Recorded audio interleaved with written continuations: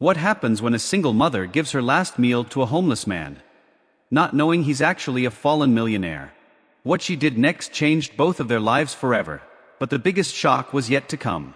Stay with me until the end, because this love story is not just about romance. It's about redemption, betrayal, and the power of compassion. You will not believe how it all ends. Before we begin this powerful story, make sure to subscribe and click the bell icon so you never miss a single episode of our life-changing content. If this story resonates with you, like and share the video to help others discover it too. This is more than just storytelling. Each tale we share carries a deep moral lesson, crafted to inspire, uplift, and transform. Single mother helped a homeless man, not knowing he was a millionaire/love story. I was cold. Not the kind of cold that a blanket could fix, but the kind that seeps into your bones. When your soul is tired, and your heart has nowhere left to hide. The streets of Chicago are cruel in winter.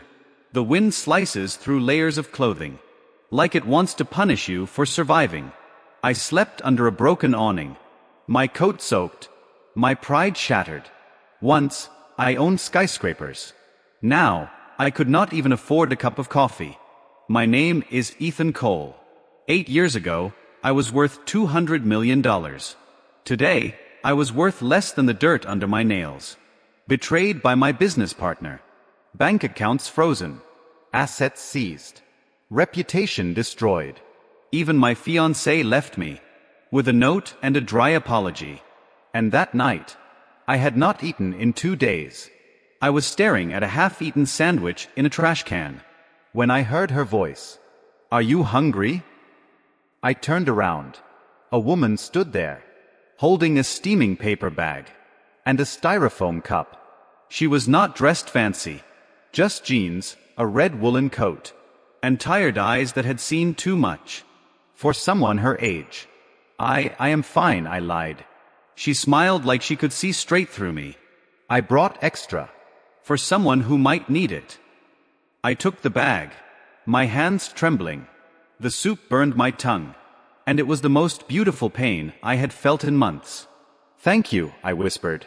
She sat down beside me, on the icy concrete, like I was not something to be pitied. "My name is Sarah," she said. "Ethan," I murmured. That night, she told me about her life. A single mother. 2 jobs. No support. An old apartment with leaking ceilings. And a daughter who dreamed of ballet. She had every reason to walk past me. But she stopped. Because she remembered what it felt like. To be invisible. She came back the next day. And the next. Bringing sandwiches, warm tea, and quiet companionship. No judgment. No pity. Only presence.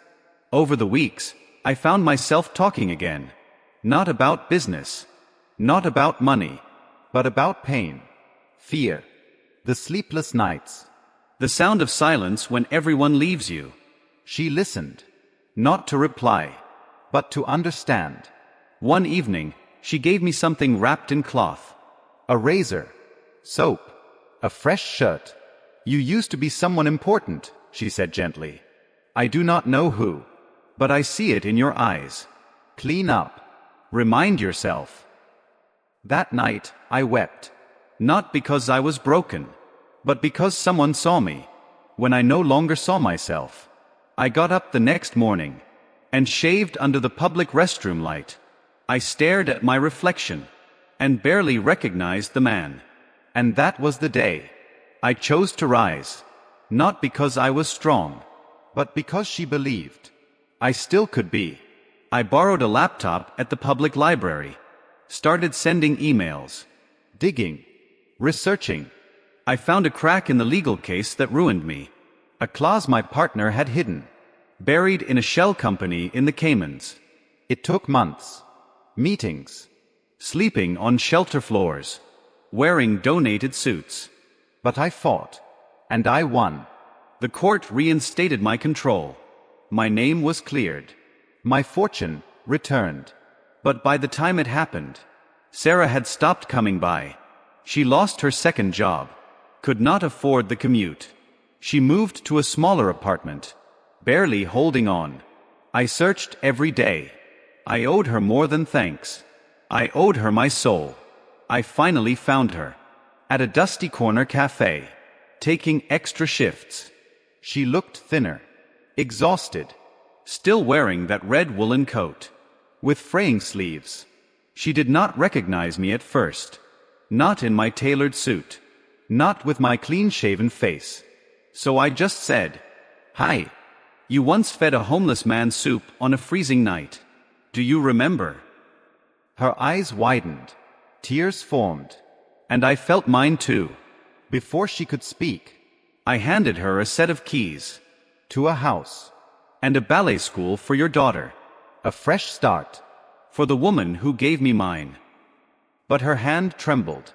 She whispered, "Why?" I looked into her eyes. And said the words I had waited so long to say. Because love does not always begin with roses. Sometimes it begins with soup. A red coat. And the courage to sit beside a stranger. And just as I reached for her hand, she froze. Her fingers, roughened by years of labor, rested lightly against mine. Her eyes searched my face, as if trying to find the man she once knew, beneath the polished exterior. "I do not understand," she said softly. "I never expected anything from you." "I know," I replied. "That is what makes you different." She looked down. A tear slipped down her cheek. Quickly brushed away with the back of her hand. I did what I hoped someone would do for me. When I was alone. Her voice cracked. I had never heard anything more beautiful. I pulled the chair closer. The cafe buzzed around us. Cups clinking, espresso hissing. But in that moment, everything faded but her. "I got everything back," I said. "The money. The name. The business." I paused. "But it all feels empty. Without you." She shook her head, as if refusing to believe the words were real. "You are serious?" "I am." I reached into my coat pocket and placed a photograph on the table. It was old. Worn from the weeks I had carried it. A picture of her. And her daughter Lily, dancing in the snow outside a small apartment building, laughing, despite the cracked sidewalks and broken fence. "I kept this," I said. "It reminded me what strength looks like." She covered her mouth with her hand. Her shoulders trembled. I had seen her face lit with hope. I had seen it burdened by exhaustion. But this was the face of a woman finally being seen. "I cannot accept a house," she said quietly. "Or ballet lessons. Or—" "You can," I interrupted gently. "Not because you owe me anything, but because you gave me everything. When I had nothing." I leaned in closer. "And Sarah, this is not about charity. It is about choosing a future. One where none of us are alone anymore." She looked toward the cafe kitchen, then toward the front door, like she was ready to run. "Take your time," I said. "I will wait." And I meant it. Because for the first time in years, I had found something more valuable than money.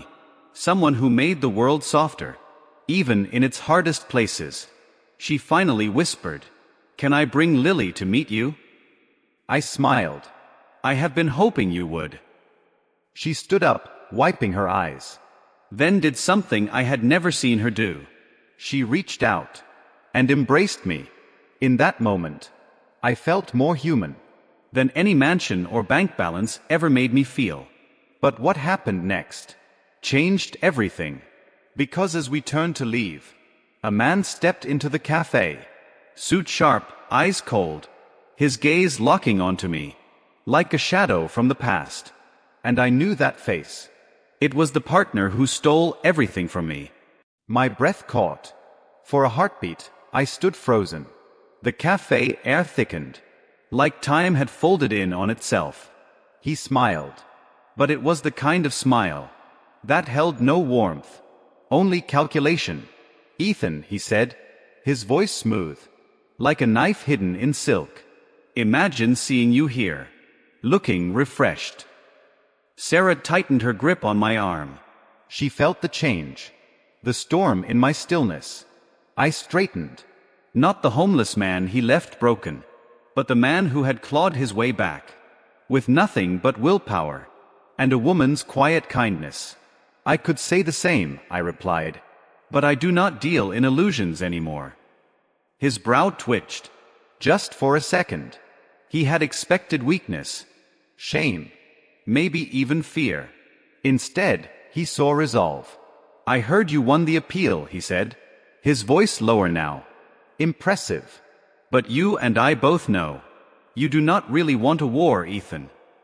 He stepped closer, too close. Behind me, I felt Sarah shift. Protective. Ready. I already had my war, I said. And I won. But I am not here for revenge. Not today. He laughed. Short and hollow. Then why are you still in my city? I looked around. At the peeling paint. The tables with chipped corners. The woman beside me, who had taught me that wealth means nothing without purpose.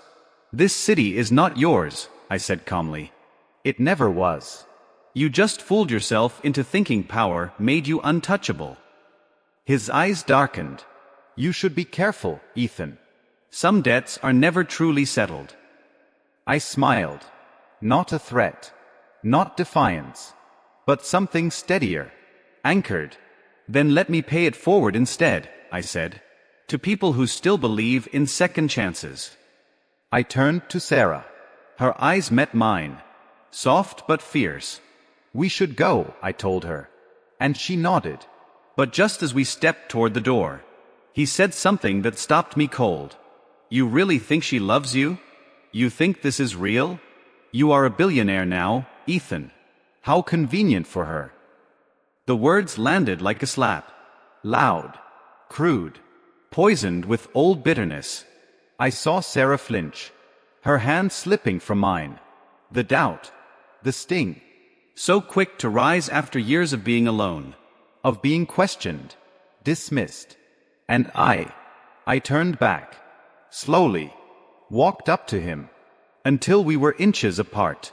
I had nothing when she met me, I said. Voice steady. She gave without knowing who I was. She sat on a frozen sidewalk. And treated me like a man. When the world called me trash. His smirk faded. You will never understand love, Derek. Because you measure worth. With a dollar sign. I stepped back. Took Sarah's hand again. Held it firmly. We walked out into the cold air. The city lights stretching ahead like promises. But I knew. This was not the end. Because behind us, Derek was not finished. And ahead of us, the real test had just begun. Would Sarah believe in us? Would the world? Could love built in the shadows survive the spotlight? Outside, the air hit our skin like truth. Sharp, undeniable. The city pulsed around us. Cars rushing past. Horns echoing like distant warnings. But all I could hear was the silence between Sarah and me. She had not spoken. Since Derek's words sliced through the cafe. She walked beside me, her grip loose, like she was slipping back into herself, into the place where she questioned her worth. I hated that. Not her silence, but what caused it. We reached the corner. Streetlights flickered above. I stopped, turned to face her. Sarah. She did not meet my eyes. Do you believe him? I asked quietly. She hesitated. That hesitation cut deeper than I expected. I do not know, she finally said. I want to say no. But I have been used before, Ethan. You do not forget how that feels. Her voice trembled. I have loved people who loved what I could give, not who I am. I stepped closer. My voice lowered, not to hide, but to speak with more truth. I know that pain too. I lost everything, remember? Even the people I thought would stay. She looked up at me then. Her eyes were raw, unprotected. I did not fall for you. Because of your bank account, she said. I fell for the man who cried over a cup of soup, who listened when I talked about my daughter, who saw me when everyone else just saw my struggle. My throat tightened. I did not expect this, she continued, to stand beside someone so powerful again. It scares me. I am scared too, I whispered. But not of you. She blinked. I am scared of waking up one day and realizing I let fear ruin the best thing that ever happened to me. A tear slipped down her cheek. This time, she did not wipe it away. Then prove it, she said. How? Not with gifts. Not with promises. With time. With truth. I nodded slowly. I am not going anywhere, Sarah. Not now. Not ever. A long moment passed. Then, a voice broke through the air. Mom. We turned. There she was. A little girl. In a worn pink hoodie. A ballet bag bouncing at her side. Brown curls tied up in a messy bun. And eyes wide with curiosity. Who is he? Sarah opened her mouth to speak. But I knelt first. Hi, I said, offering a smile. My name is Ethan. Your mom helped me a lot. And now I get to help both of you. Lily looked at her mother. Then back at me. Are you going to marry my mom? Sarah gasped. I laughed. Not because it was funny, but because it felt like the first real breath I had taken all day. I do not know yet, I said honestly. But I do know. I would be the luckiest man in the world if I did. Lily smiled. A missing front tooth showing. Then I hope you are rich. Because she deserves a castle. Sarah shook her head, half laughing, half crying. I told you, Lily, we do not need a castle. I stood. No, I said gently. But you deserve one. And just as we turned to walk home together, my phone buzzed. It was a news alert. My company. My name. And a scandal. Linked directly to Derek. It was beginning again. The storm. The spotlight. But this time, I was not alone.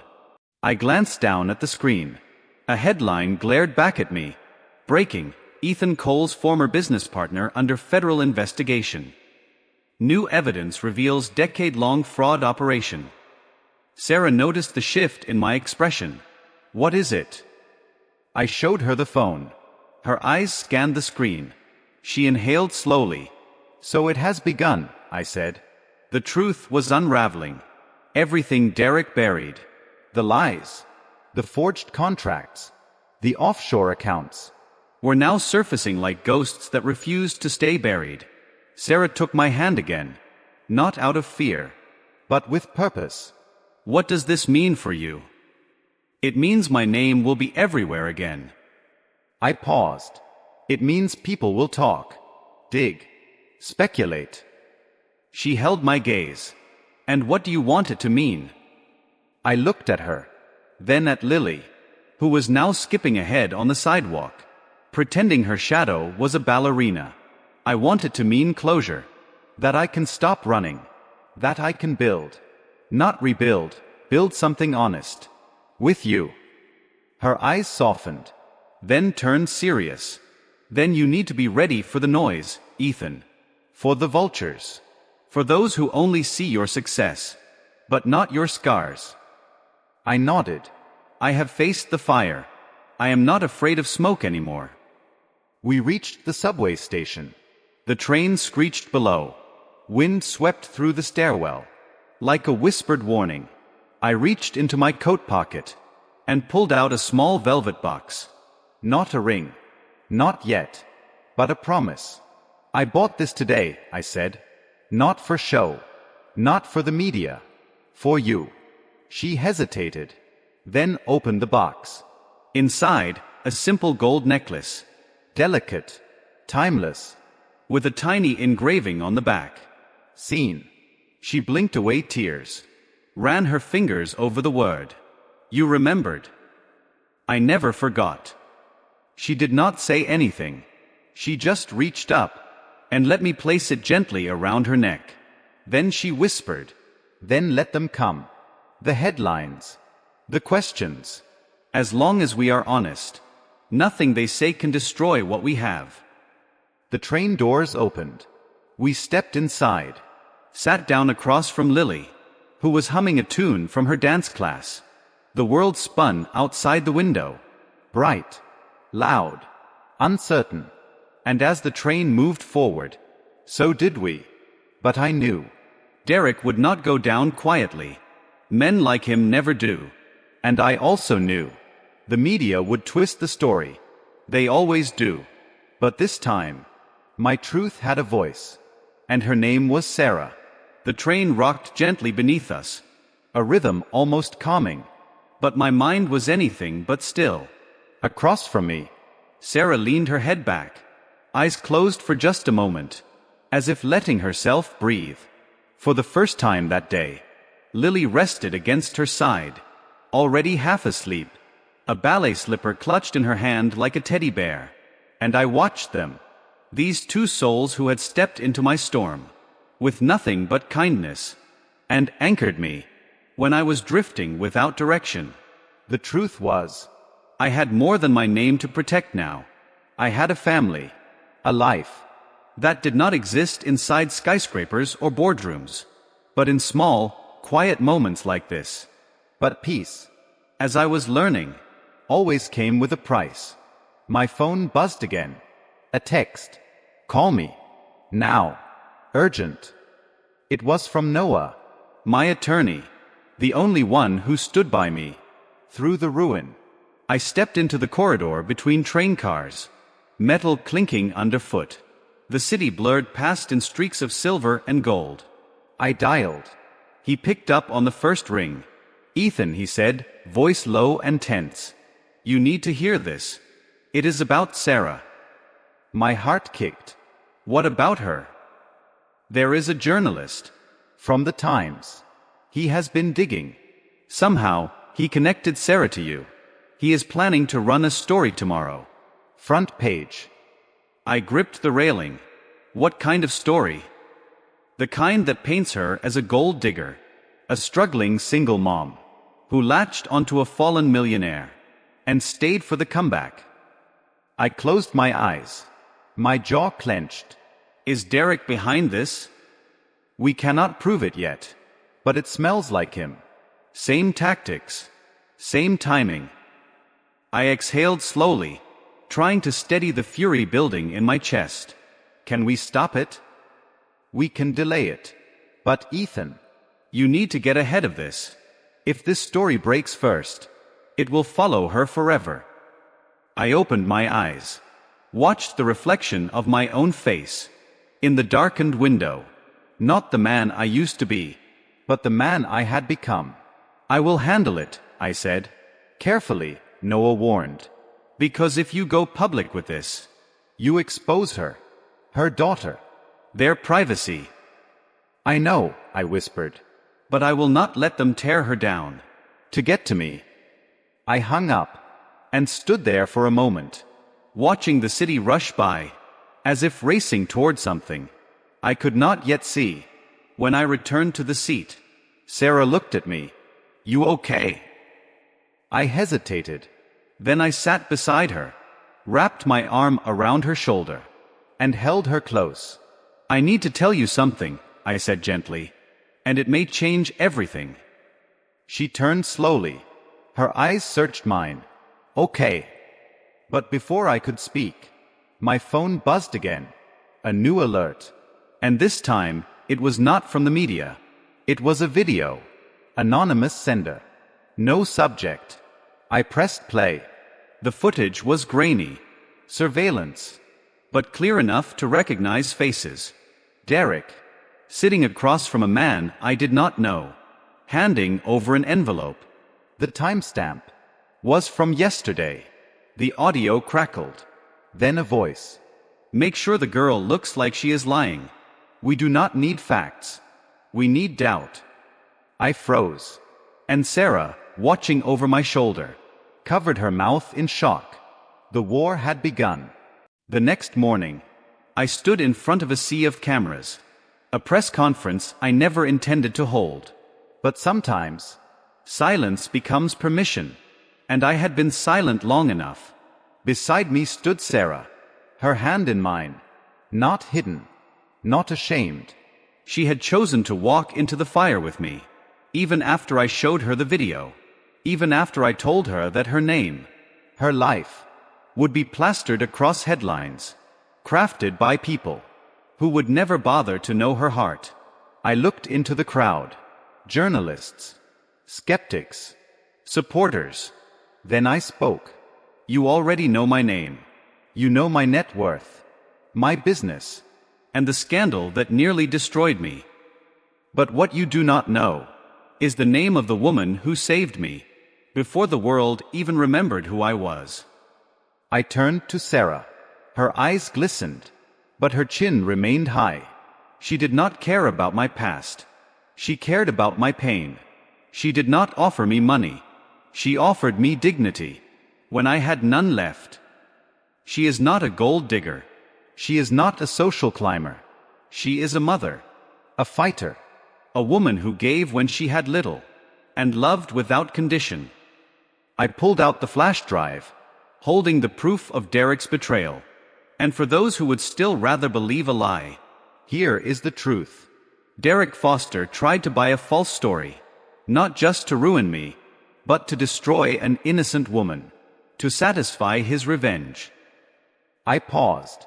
I will not allow that. I handed the drive to the authorities waiting nearby, then faced the cameras again. If we are going to tell stories, let us tell the right ones. Not of power, but of character. Not of wealth, but of worth. That night, we returned home. To laughter, to Lily's joyful twirls in the hallway, to dinner by candlelight. Not for romance, but because the lights had not been connected yet. In the new place I bought under Sarah's name. A home, not a mansion. A beginning, not a reward. Later, as we sat on the balcony, the city humming below us, Sarah whispered, "You did not have to defend me." I turned to her. "No," I said. "I got to." Then I knelt and pulled the real box from my pocket this time. Her hand flew to her lips. Tears welled instantly. "I do not know what tomorrow holds," I said. "But I know I want to face it with you. Not as the man you saved, but as the man who finally became worthy of you." She nodded, unable to speak, and I slipped the ring onto her trembling hand. Lily cheered from behind the door. We laughed. And in that moment, there was no scandal, no headlines, no shadows from the past. Just three souls, tied by fate, and bonded by grace. Moral of the story: kindness is never wasted. Love that is earned in brokenness is far stronger than any love bought by riches. We all fall, but sometimes it is the strangers, with the smallest hearts, who help us rise again, and remind us that our truest worth has nothing to do with what we own, but everything to do with how we love. Thank you for watching. If this story moved you, share it, comment below, and remember, you are never alone.